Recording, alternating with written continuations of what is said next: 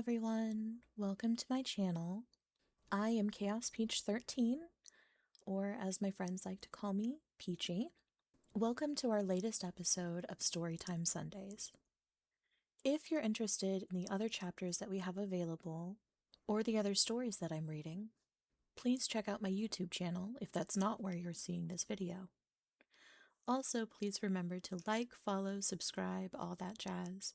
It helps out a lot more than you know. Let's get into the story. Chapter 7 Child Raising on Mars. After a breakfast, which was an exact replica of the meal of the preceding day, and an index of practically every meal which followed while I was with the Green Men of Mars, Sola escorted me to the plaza, where I found the entire community engaged in watching or helping at the harnessing of huge Macedonian animals to great three-wheeled chariots. There were about 250 of these vehicles, each drawn by a single animal, any one of which, from their appearance, might have easily drawn the entire wagon train when fully loaded. The chariots themselves were large, commodious, and gorgeously decorated. In each was seated a female Martian, loaded with ornaments of metal, with jewels and silks and furs, and upon the back of each of the beasts which drew the chariots was perched a young Martian driver. Like the animals upon which the warriors were mounted, the heavier draft animals wore neither bit nor bridle, but were guided entirely by telepathic means. This power is wonderfully developed in all Martians, and accounts largely for the simplicity of their language, and the relatively few spoken words exchanged, even in long conversations. It is the universal language of Mars, through the medium of which the higher and lower animals of this world of paradoxes are able to communicate, to a greater or less extent, depending upon the intellectual sphere of the species and the development of the individual. As the cavalcade took up the line of march in single file, Sola dragged me into an empty chariot, and we proceeded with the procession toward the point by which I had entered the city the day before. At the head of the caravan rode some 200 warriors, 5 abreast, and a like number brought up the rear, while 25 or 30 outriders flanked us on either side. Everyone but myself, men, women, and children, were heavily armed, and at the tail of each chariot trod a Martian hound, my own beast following closely behind ours. In fact, the faithful creature never left me voluntarily during the entire 10 years I spent on Mars. Our way led out across the little valley before the city, through the hills and down into the Dead Sea bottom which I had traversed on my journey from the incubator to the plaza. The incubator, as it proved, was the terminal point for our journey this day, and as the entire cavalcade broke into a mad gallop as soon as we reached the level expanse of the sea bottom, we were soon within sight of our goal. On reaching it, the chariots were parked with military precision on the 4 sides of the enclosure, and half a score of warriors, headed by the enormous chieftain, and including Tars Tarkas and several other lesser chiefs, dismounted and advanced toward it. I could see Tars Tarkas explaining something to the principal chieftain, whose name, by the way, was, as nearly as I can translate it into English, Lorqua Tomo, Jed. Jed being his title. I was soon appraised of the subject of their conversation, as calling to Sola, Tars Tarkas signed for her to send me to him. I had by this time mastered the intricacies of walking under Martian conditions, and quickly responding to his command, I advanced to the side of the incubator where the warriors stood. As I reached their side, a glance showed me that all but a very few eggs had hatched, the incubator being fairly alive with the hideous little devils. They ranged in height from 3 to 4 feet, and were moving restlessly about the enclosure, as though searching for food. As I came to a halt before him, Tars Tarkas pointed over the incubator and said, "Sack." I saw that he wanted me to repeat my performance of yesterday for the edification of Lorqua Tomo. and as I must confess that my prowess gave me no little satisfaction, I responded quickly, leaping entirely over the parked chariots on the far side of the incubator. As I returned, Lorquat Tomel grunted something at me, and turning to his warriors, gave a few words of command relative to the incubator. They paid no further attention to me, and I was thus permitted to remain close and watch their operations, which consisted in breaking an opening in the wall of the incubator, large enough to permit the exit of the young Martians. On either side of this opening, the women and younger Martians, both male and female, formed two solid walls, leading out through the chariots and quite away into the plain beyond. Between these walls, the little Martians scampered, wild as deer, being permitted to run the full length of the aisle, where they were captured one at a time by the women and the older children, the last in the line capturing the first little one to reach the end of the gauntlet, her opposite in the line capturing the second, and so on until all the little fellows had left the enclosure and been appropriated by some youth or female. As the women caught the young, they fell out of line and returned to their respective chariots, while those who fell into the hands of the young men were later turned over to some of the women.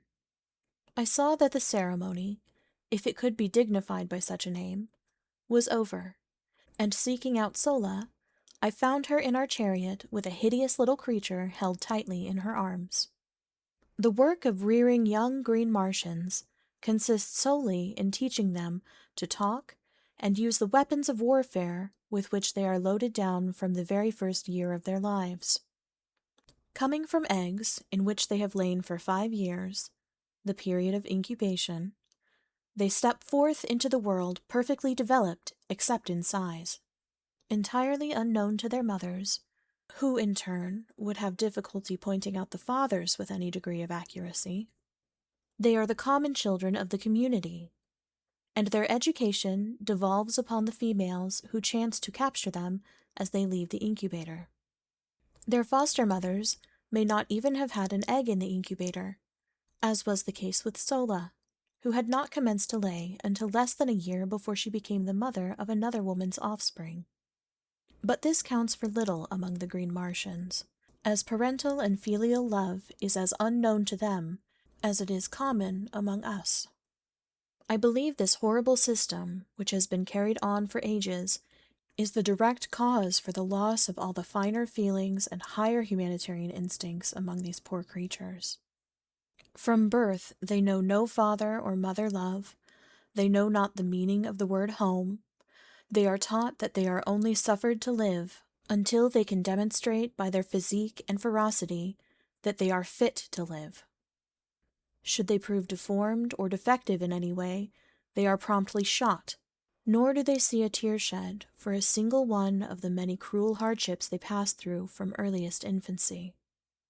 I do not mean that the adult Martians are unnecessarily or intentionally cruel to the young, but theirs is a hard and pitiless struggle for existence upon a dying planet, the natural resources of which have dwindled to a point where the support of each additional life means an added tax upon the community into which it is thrown.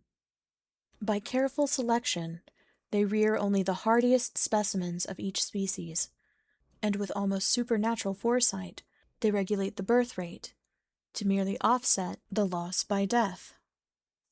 Each adult Martian female brings forth about 13 eggs each year, and those which meet the size, weight, and specific gravity tests are hidden in the recesses of some subterranean vault where the temperature is too low for incubation.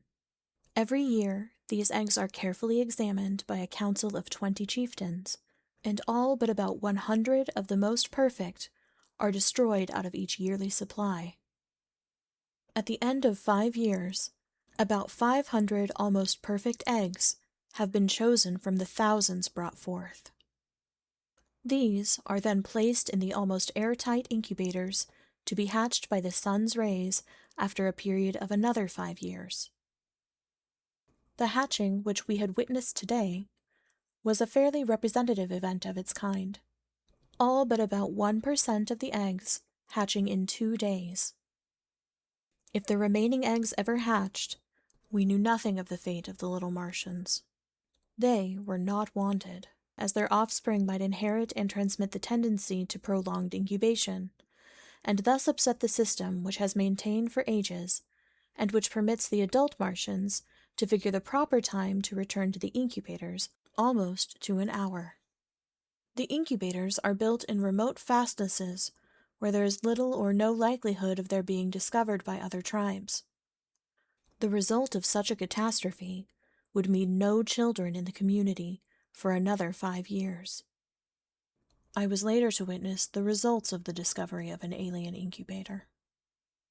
The community of which the Green Martians with whom my lot was cast formed a part was composed of some 30,000 souls. They roamed an enormous tract of arid and semi-arid land between 40 and 80 degrees south latitude, and bounded on the east and west by 2 large fertile tracts. Their headquarters lay in the southwest corner of this district, near the crossing of 2 of the so-called Martian canals.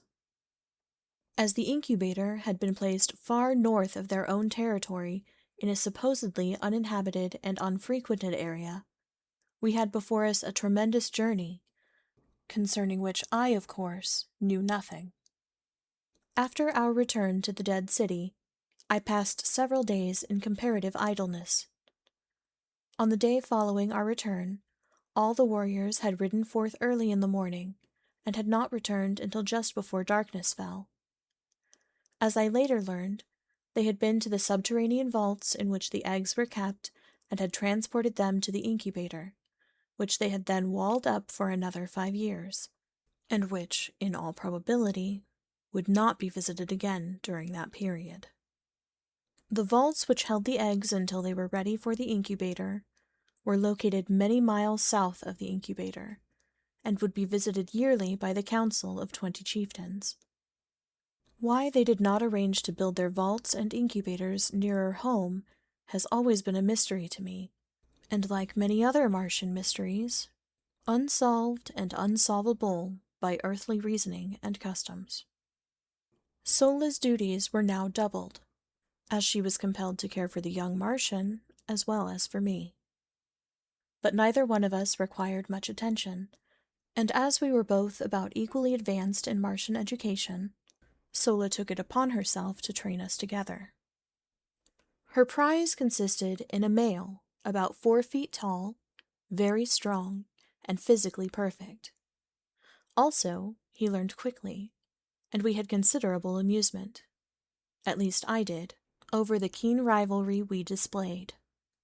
The Martian language, as I have said, is extremely simple, and in a week I could make all my wants known and understood nearly everything that was said to me.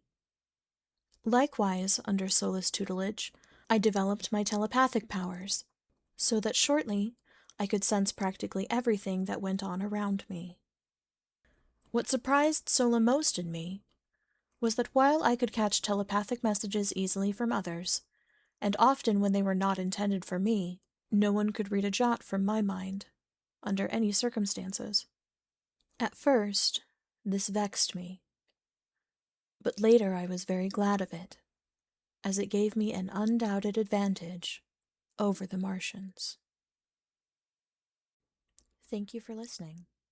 If you enjoyed this, please remember to check out my YouTube channel, ChaosPeach13 at youtube.com, for more chapters or stories. New chapters will be available every week, and when a story is finished, we'll drop a long-form version of the video with all of the chapters all together. If you enjoyed my company and are in the mood for something more upbeat, check out the YouTube channel based on our live Twitch stream, chaotic_fruit basket, where you can find bite-sized 30-minute episodes of the fun. So whether you're just dropping in for story time, or you're listening to this before you go to bed, or while you're doing something else, thank you so much for being here, and I hope to see you next time.